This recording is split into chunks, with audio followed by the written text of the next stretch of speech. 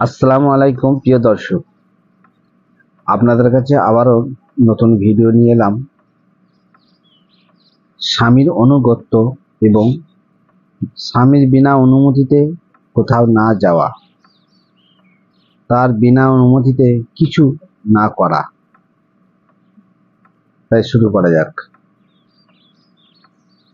স্বামীর বিনা অনুমতিতে কিছু না করা, কোথাও না যাওয়া, কাউকে বাড়িতে প্রবেশ না করা, অনুমতি না দেওয়া আদর্শ স্ত্রীর কর্তব্য।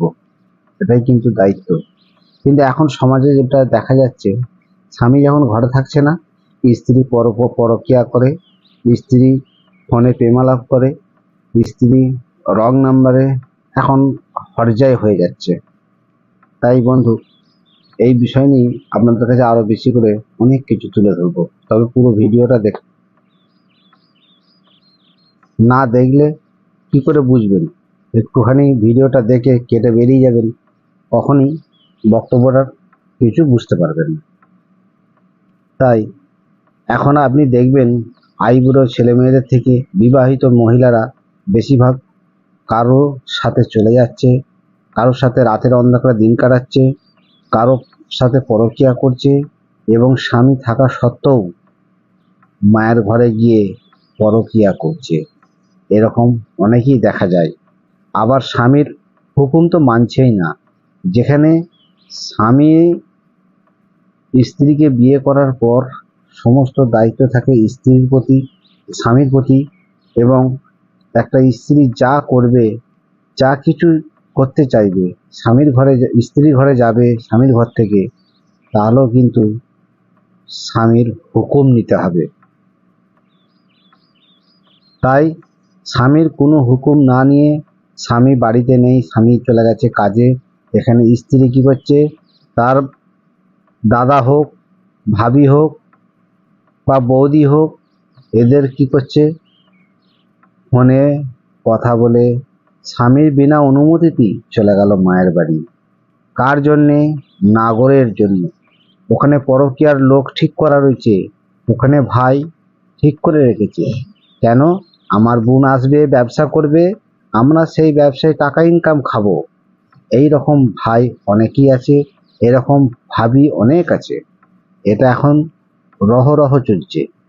তাই এই বিষয় নিয়ে আরো অনেক কিছু কথা রয়েছে, যতক্ষণ না আপনারা পুরো ভিডিওটা দেখবেন ততক্ষণ বুঝতে পারবেন না। এমনও নিষ্ঠুর ছেঁচড়া মহিলা আছে, বা এমনও নিষ্ঠুর ছেঁচড়া এরকম মহিলার মা বাবারও রয়েছে, বা তার ভাইয়েরা রয়েছে। কেননা সেই সব মহিলাদেরকে স্বামীর ঘর 6 বছর, 6 মাস, 10 বছর, 14 মাস, 14 বছর, 15 বছর ঘর করিয়ে বাচ্চা কাচ্চা হওয়ার পর সেই মেয়ের পরিবার কি করছে, দেহ ব্যবসায় নামিয়ে দিচ্ছে। এরকম বেশিরভাগ হয়ে আছে। আমি নাম ধরে বলছি, বেশি নাম ধরলে সমস্যা আছে, তাই একটুখানি খুলে খুলে বলছি। প্রেমনগর, স্বামী ছাড়া গ্রাম, আর ঘর জামাই পাড়া, এই যে পাড়ার বিষয়টা বললাম, এইখানকার মেয়েগুলো বেশিরভাগ এই অবস্থাতেই লিপ্ত থাকে। শুধু মেয়েগুলোর দোষ নাই, দোষ বেশি তার মায়ের এবং তার ভাই এবং ভাবি। এই সব মহিলাগুলোর জন্যে আইবুড়ো বলুন আর বিবাহিত বলুন, এই পাড়াটা হচ্ছে শুধু ঘর জামাই পাড়া। আর এরা শুধু রাতের অন্ধকারে দেহ ব্যবসা করে বেড়ায়। আর এই দেহ ব্যবসার সঙ্গে এদের যুক্ত আছে তার মা, তার নিজের ভাই, তার ভাবি। এই কটা ব্যক্তি মিলে বেশিরভাগ ওই গ্রামে এই দেহ ব্যবসা করানো হয়। তাই এই গ্রামের মেয়েদের বিয়ে খুব কমই হয়। কেন? বিয়ে যদিও দেয়, এরা যদি বিয়ে দেয় খুব কম করে 2 বছর, নাহলে 10 বছর, নাহলে 5 বছর, নাহলে 3 বছর, এইরকম ভাব ঠিক বিয়ে দেবে। একটা বাচ্চা কাচ্চা হোক বা নাই হোক, ঠিক তখনই কি করবে, এরা ছাড়িয়ে নিয়ে এসে ওই মেয়েগুলোকে দেহ ব্যবসা করানো হয়, তাদেরকে দিয়ে ব্যবসা করাবার চেষ্টা করে, এবং সেই ব্যবসা করে তার ভাই, ভাজ, এরা সবাই আনন্দ উল্লাস করে বেড়ায়। কিসের ইনকাম? আর ওখানকার বেশিরভাগ মেয়েদের মাথা মোটা। এরা হচ্ছে ফোনে প্রেম করে ভালোবাসা করবে, দুদিন ফুর্তি করবে, 3 দিনের দিন ফের ঘরে এসে বসে থাকবে। আর স্বামী ছেড়ে দিয়ে এসে ভাইয়ের সঙ্গে ফুর্তি করবে। এই রকম এই প্রেমনগর গ্রামে বেশি দেখা যায়।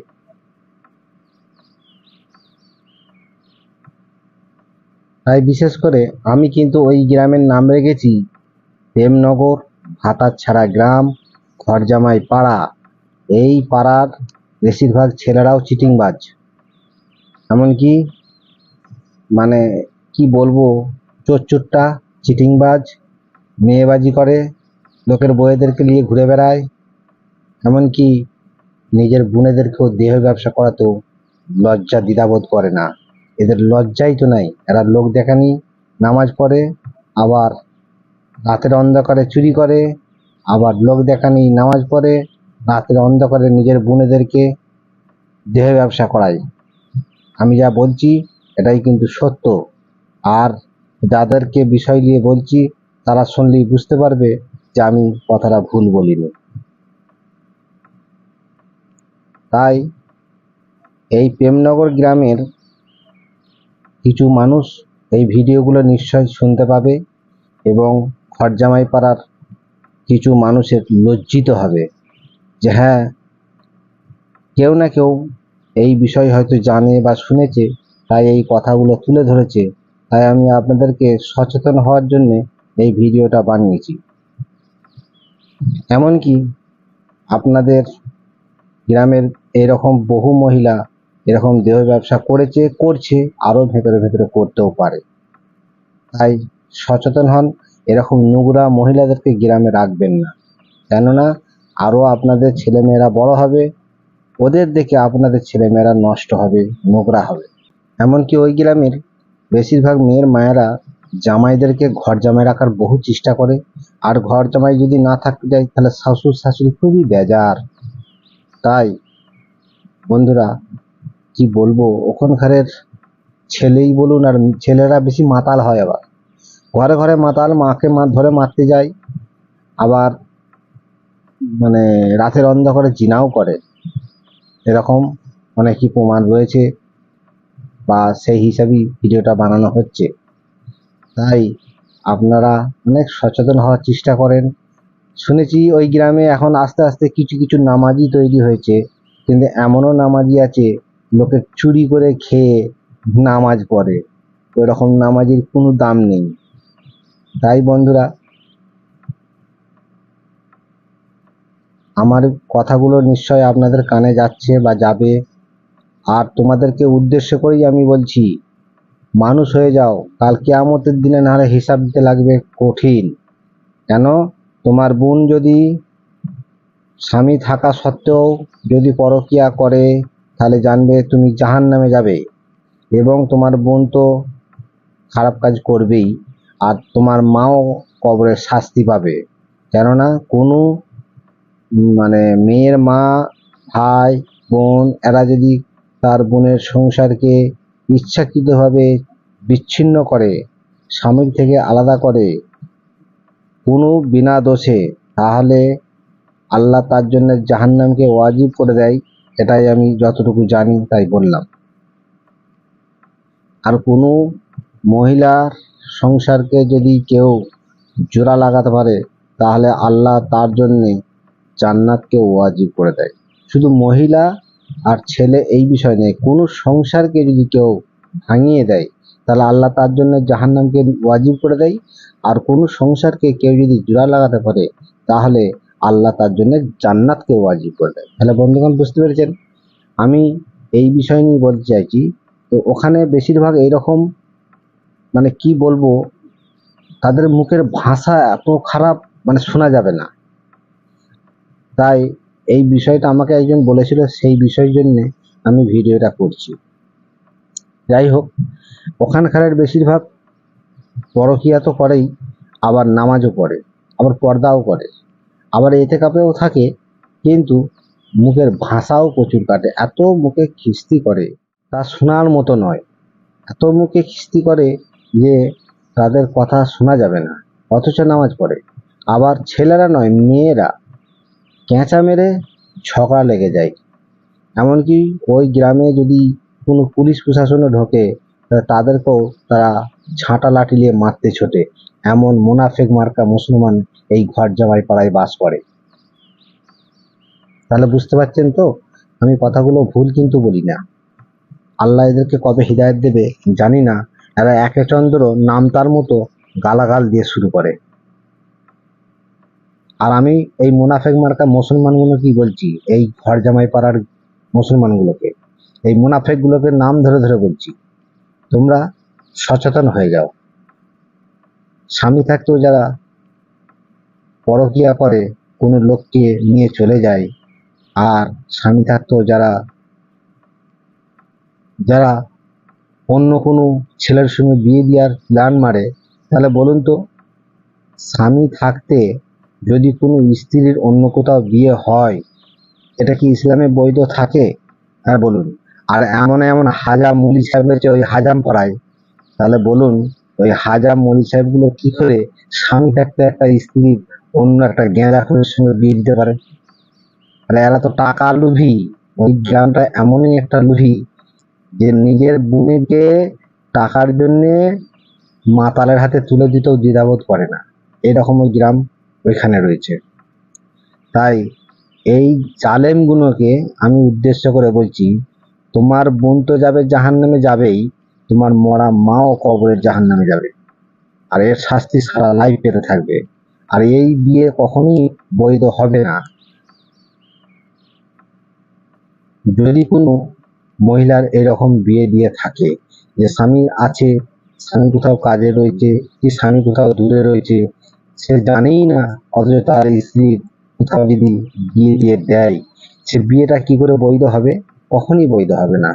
যেমন একটা বাপ জীবিত থাকাকালীন তার মেয়ের যদি কেউ অভিভাবক হয়ে বিয়ে দিয়ে দেয়, তাহলে এই বিয়ে কখনো ইসলামে বৈধ নয়। তাতে যদি পৃথিবীর সব লোকও যদি থেকে বিয়ে দেয়, ও বিয়ে কখনো বৈধ হবে না। আর জোর করে বিয়ে দিলে ও বিয়েটা জিনা হবে। ওই মেয়ের গুনাহ হবে, আমল নামায় এত গুনাহ হবে যে ধারণা করা যাবে। তাই বলি, ওই গ্রামের বেশিরভাগ স্বামী থাকা সত্ত্বেও স্ত্রীদের গোপনে রাতের অন্ধকারে বিয়ে দিয়ে দেওয়া হয়, কোনো মাতাল হোক, কোনো গেঁজাখোর হোক, কোনো ড্রাইভার হোক, তাদের সাথে। তাই বন্ধু বলি, এই বিয়েগুলো কোনো মৌলী সাহেব যদি না জেনে দিয়ে ফেলে, তাহলে এই হারামখোর মৌলী সাহেবের বিয়ে তালাক হয়ে যাবে। এই হারামখোর মৌলী সাহেবগুলো ভেবে চিনতে বিয়ে দেয় না, ভেবে চিনতে না বুঝে শুধু বিয়ে পড়াতে পারলেই হয়ে যাবে। আরে হারামখোর, তুমি মাথায় টুপি দিয়ে মুখে দাঁড়িয়ে রেখে আর অজান্তে মানুষের বিয়ে পড়িয়ে দেবে, তোমার এই জ্ঞানটা হলো না? এ কারোর স্ত্রী আছে, আগে তার অনুমতি নিতে হবে, তবে এর বিয়ে হবে। তার সঙ্গে তালাক হয়েছে কিনা, তার সঙ্গে ডিভোর্স হয়েছে কিনা তোমায় জানতে হবে না, তবে না তুমি তার বিয়ে পড়াবে, নাহলে তোমার বিয়ে হারাম হয়ে যাবে। হারামখোর মৌলী সাহেব, তুমি কি জানো না? তাই এই রকম বিয়ে রহ রহ চলছে। আরো একটা আপনাদেরকে বলি, দেখবেন এখন আবার আর একটা বিয়ে চলছে। যেমন স্বামী আছে, স্বামী রয়েছে, হয়তো বাইরে রয়েছে বা কোনো কাজে রয়েছে, দেখবেন নাগর ধরে বসে রয়েছে স্ত্রী, কিসে? ফোনে। আবার তালাক হলো নি, ডিভোর্স হলো নি, সে কি করলো, স্বামীর ঘর থেকে চুরি চারা করে চলে গেল নাগরের সাথে হাত ধরে। এখন অবৈধ জিনা চললো, তারপরে কি করলো, বিয়ে করে ফেললো। আর এরাও বিয়ে দিয়ে দিল, না জেনে তো বিয়ে হয়ে গেল, অথচ আল্লাহর খাতায় তো বিয়ে হবে না। কেননা যতক্ষণ না একটা স্বামীকে তালাক না দেওয়া পর্যন্ত 4 মাস 10 দিন কিংবা 3 মাস একটা মেয়েকে ইজ্জত পালন করতে হয়, তারপর অন্য কোথাও বিয়ে বসতে পারে। কিন্তু না, এখানে নাগরের সঙ্গে ফোনে প্রেম আলাপ হয়ে গেল, স্বামী কোথাও কাজে বেরিয়ে গেল, স্ত্রী কি করলো, স্বামীর যা গয়না গাটি আছে, টাকা পয়সা আছে, নিয়ে চলে এলো, ছেলে থাক আর নাই থাক। এমনকি ছেলে থাকা অবস্থা তো দুটো বাচ্চা, এমনও শুনেছি দুটো বাচ্চাকে ঘরের মধ্যে রেখে দিয়ে মা কি করছে, নাগরের হাত ধরে চলে এলো, এসে অবৈধ জিনা করে রইল। আর 2 দিন পর কি হলো, বিয়ে দেওয়া হয়ে গেল। ও বিয়েটা কখনো বৈধ হবে ইসলামে? কখনোই নয়। তোমার তাকে পছন্দ যদি না হয়, তুমি তাকে তালাক দিয়ে দাও। সহি শুদ্ধভাবে তুমি তোমার ইসলাম শরিয়াত মোতাবেক বিয়ে করে থাকো, কোনো সমস্যা নেই। কিন্তু স্বামীর সঙ্গে ডিভোর্স হলো না, তালাক হলো না, স্বামী জানতে পারলো না, স্বামীর ধন সম্পদ চুরি করে নিয়েছে, অন্য নাগরের হাত ধরে চলে এলে, এসে তুমি বিয়ে করে ফেললে, ভাবলে তোমার বিয়ে বৈধ হয়ে যাবে? তোমার মৃত্যুকালীনও তোমার বিয়ে কখনো বৈধ হবে না। কেননা স্বামীর সাথে তুমি যে বসবাস করেছো, ওঠা বসা করেছো, এ বেশি আর ভেঙে বলছি না, সেই ৩টে তোমার ঋতুস্রাব না যাওয়া পর্যন্ত তোমার কোনো স্বামীর সাথে বিয়ে হালাল হবে না। তাতে তুমি বুড়ি হয়ে গেলেও তোমার বিয়ে কখনো হালাল হবে না। যাই হোক বন্ধুগণ, এর বেশি আর বলবো না। এই রকম বিয়ে হাজারো রয়েছে, অনেক দেখা যায়, অনেক দেখতে পাচ্ছি নিজের চোখে। তাই দেখেই এই ভিডিওগুলো করছি, আরও এগিয়ে যাব ভিডিও করার জন্য। যদি আমাদের এই ভিডিওগুলো আপনাদের ভালো লাগে, অতি অবশ্যই আপনারা কমেন্টে জানাবেন, আমাদের সাথে থাকবেন, শেয়ার করবেন।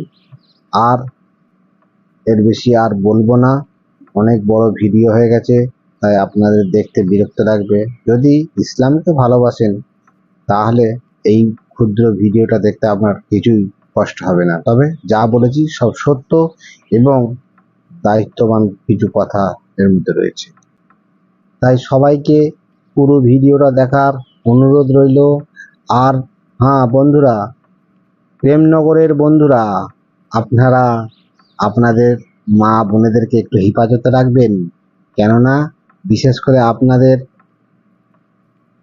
যুবতী মেয়েরা এই ভুল কাজগুলো বেশি করে, সেই জন্যই আমার ভিডিওটা তৈরি করা। তবে আরও করব, আপনাদের বিষয় নিয়ে বলবো, তুলে ধরবো, চিন্তা করতে হবে না। আর যদি আপনাদের কিছু কথা বলার থাকে, অতি অবশ্যই আমার কমেন্টে জানাবেন। নিশ্চয়ই আমার গলাটা শুনে বুঝতে পারবেন আমি কে, ভিডিওটা বানিয়েছি। আর এরকম ধোঁকাবাজ তো আছেই, চিন্তা করার কিছু নেই। এরকম ভাই আছে বোনকে দিয়ে দেহ ব্যবসা করায় ওই প্রেমনগর গ্রামে। তাই আর ভিডিও বাড়াবো না। আসসালামু আলাইকুম। আপনারা সবাই ভালো থাকবেন, আর আমার এই ভিডিওটা বেশি বেশি করে শেয়ার করবেন। যদিও এরকম কোনো মহিলা ভুল পথে চলে, সে যেন আমার এই কথাগুলো শুনে ইসলামের পথে আগিয়ে আসে। আপনাদেরকে আল্লাহ ভালো রাখুক। আল্লাহ হাফেজ।